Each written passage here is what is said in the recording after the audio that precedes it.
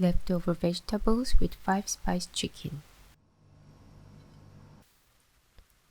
I often have odd bits of vegetables, leftover ingredients in my fridge. With a simple sauce, you can not only just save the ingredients from getting old sitting there sadly, but also have a delicious meal.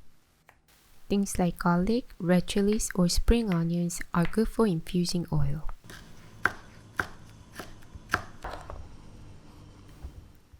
When I want to chop all the vegetables into the pan at once, I consciously adjust the size of each ingredient, depending on how long it takes to cook. So, if you think it takes longer to cook one than the other, chop the longer cooking vegetable more finely, unless you purposely want a firm texture.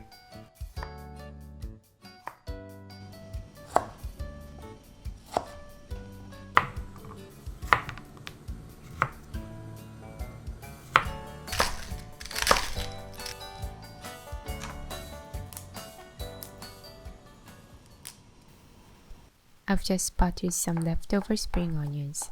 I'll use the green parts for garnish and add in white parts for some flavor. This is such a quick yet tasty multi-purpose sauce that you can use for any kind of vegetables. Adjust the amount of the sauce to the amount of vegetables you have.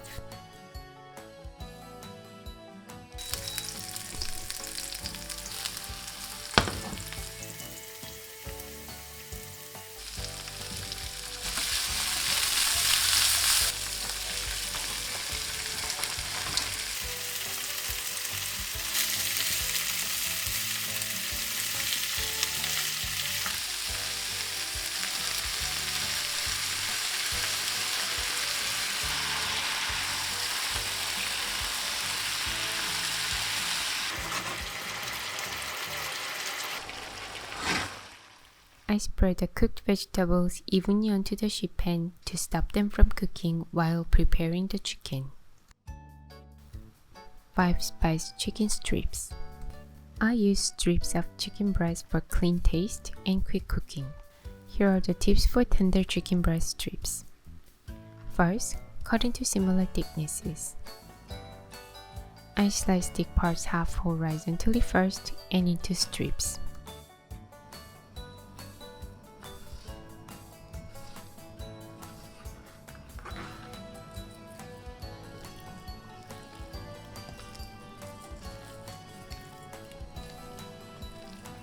Secondly, dust with some flour. This will help avoid a crust forming and seal the juice.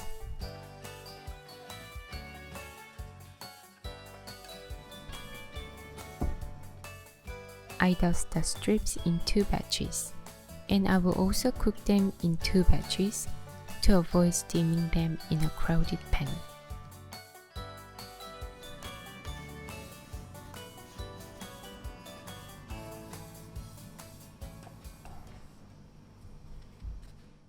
Using a sieve, it's better to take excess flour off because we are not thickening any sauce and excess flour could burn before the meat is cooked.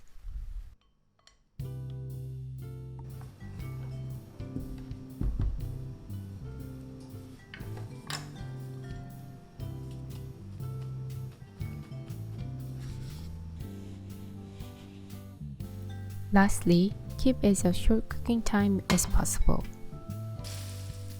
Chicken breast is very lean, so tends to dry out quickly. It took me 7 to 8 minutes to cook them, but please do check by testing one as a sample to see if it's cooked. The strength of the heat and thickness of the strips will affect the cooking time. Right before finishing, sprinkle over some Chinese 5-spice to enhance the flavor. I found out some Chinese 5-spice jars have some sugar in it and some don't. Taste yours, and if there's no added sugar, add 2 teaspoons of honey at the end of the cooking.